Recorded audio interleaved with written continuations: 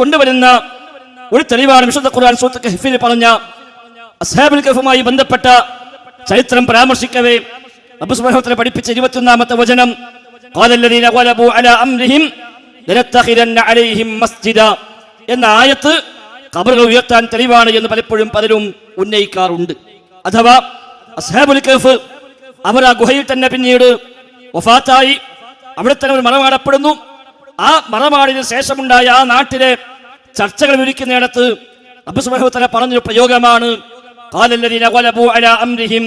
അവിടെ കാര്യത്തിൽ മേൽക്കോയ്മയുള്ള കയ്യൂക്കുള്ള ആളുകൾ അവർ പറഞ്ഞു ലനത്തഖിദന്ന അലൈഹിം മസ്ജിദ, അവർക്ക് മീതെ നാം ഒരു പള്ളി ഉണ്ടാക്കുക തന്നെ ചെയ്യുമെന്ന് പറഞ്ഞുവല്ലോ. അപ്പൊ വിശുദ്ധ ഖുർആൻ അല്ലാഹു തആല അത് എടുത്തുദ്ധരിച്ചു.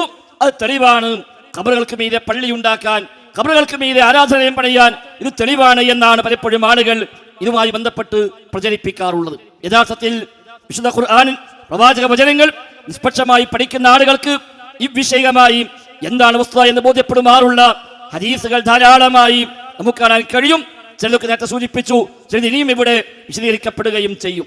എന്നിരിക്കെ മുൻഗാമികളായ സമൂഹത്തിനായ സംഭവം പറഞ്ഞ കൂട്ടത്തിൽ ആ നാട്ടിൽ നടന്ന ചർച്ച, ആ ചർച്ചയെ പരാമർശിച്ചത് തെളിവായിക്കൊണ്ടാണോ നമ്മുടെ ഈ ശരീഅത്തിൽ നാം തീരുമാനങ്ങൾ, വിധികൾ, ഹുക്മുകൾ കണ്ടെത്തേണ്ടത്? ഒരിക്കലുമല്ല. മാത്രവുമല്ല, ഈ പറഞ്ഞ ആളുകൾ അവർ മുസ്ലിമീങ്ങൾ തന്നെയാണോ, അവർ പ്രശംസനീയമായ ശരിയാണോ ചെയ്തത് എന്നതൊന്നും അതിന് വ്യക്തമല്ല. നേരെ മറിച്ച് അല്ല എന്നാണ് ഖുർആനിന്റെ സൂചന. ഖാലല്ലദീന ഗലബു അലാ അംരിഹിം എന്നാണ് പ്രയോഗം. അവിടെ കാര്യത്തിൽ ഗലബത്തുള്ള ആളുകൾ, അവിടെ കാര്യത്തിൽ മേൽക്കോയ്മയുള്ള ആളുകൾ, അവിടെ അധികാരവും കയ്യൂക്കുമുള്ള ആളുകൾ അവർ പറഞ്ഞ സംസാരമായിട്ടാണ് അല്ലാഹു തആല ഇവിടെ പരിചയപ്പെടുത്തിയത്.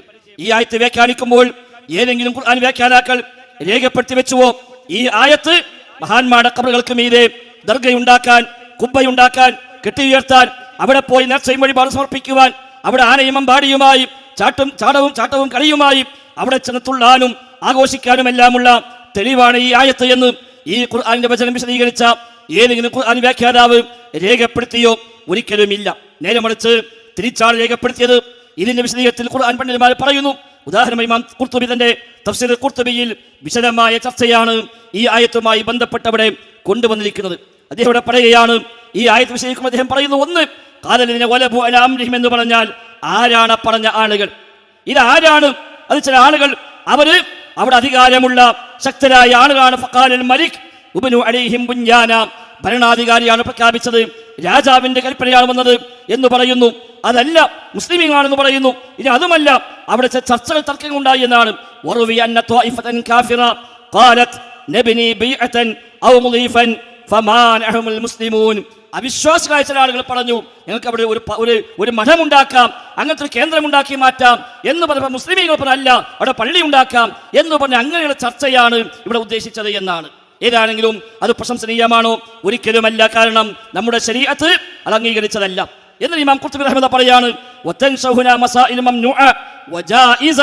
ഇവിടെ ഇതുമായി ബന്ധപ്പെട്ട് വ്യത്യസ്തമായ മസ്അലകൾ ഉടലെടുക്കുന്നുണ്ട്.